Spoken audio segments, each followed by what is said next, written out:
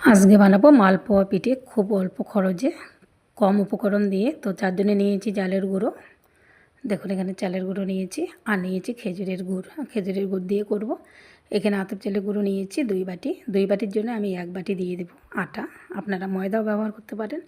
দিয়ে দিচ্ছি খেজুরের গুড়, ছোটো ছোটো করে কেটে নিয়েছি। তো ভালো করে একটু মিশিয়ে নেব।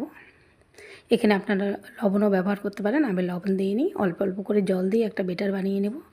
দেখুন একটা বেটার আমি বানিয়ে নিয়েছি, দেখুন এইরকম হবে। তো আমি এখন 15 থেকে 20 মিনিটের জন্য রেস্টে রেখে দেবো ঢেকে। তো 15-20 মিনিট পর আমি ফিরে আসছি। তো দেখুন 15-20 মিনিট হয়ে গেছে। একটা ছোট্ট হাতা দিয়ে আমি তেলে ছেড়ে দিব মালপোয়াগুলো। তো দেখুন আপনারা, দেখুন কত সুন্দর ফুলে উঠেছে। আর মালপোয়া বানানোর বেটার ঠিক মতো তৈরি করতে হবে। বেটার ঠিক মতো তৈরি না হলে কিন্তু এইভাবে ফুলবে না। আর বেটারটাকে ভালো করে রেস্টে রেখে দিবে। আর যারা নতুন একদম পিঠে বানাতে জানো না, পারো না, তো তারা এইরকম একটা ছোট্ট প্লেট নেবে। প্লেটে এই যে প্লেটটা তেলের মধ্যে চুবিয়ে দিয়ে তারপরে উঠিয়ে নিয়ে এইখানে এক হাতা বেটার দিয়ে দিবেন। তো দেখুন বেটার দিয়ে দিলাম, দিয়ে এখন একদম হালকা করে তেলে ছেড়ে দেব। এই দেখুন তেলে ছেড়ে দিলাম। যারা নতুন, এটা নতুন পদ্ধতি, তো এইভাবে শিখে নেবেন।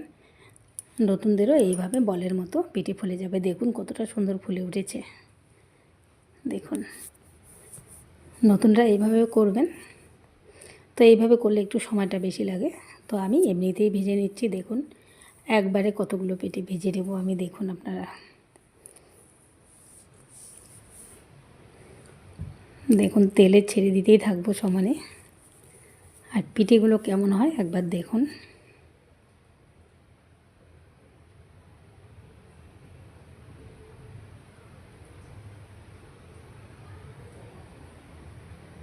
দেখেছেন আমি এখানে 5টা পিঠে ছেড়ে দিয়েছি।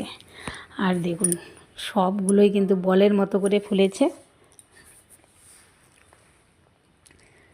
5টা পিঠে 5টাই বলের মতো ফুলে উঠেছে। আর দেখুন এতটুকু সময়ে আমি কতগুলো পিঠে বানিয়ে নিলাম।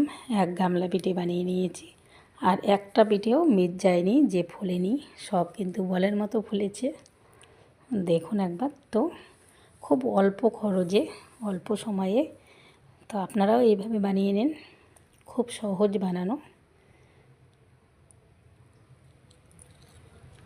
আর খেতেও কিন্তু ভালো লাগে এই পিঠেগুলো। তো আমার তৈরি হয়ে গেল 1 গামলা মালপোয়া পিঠে।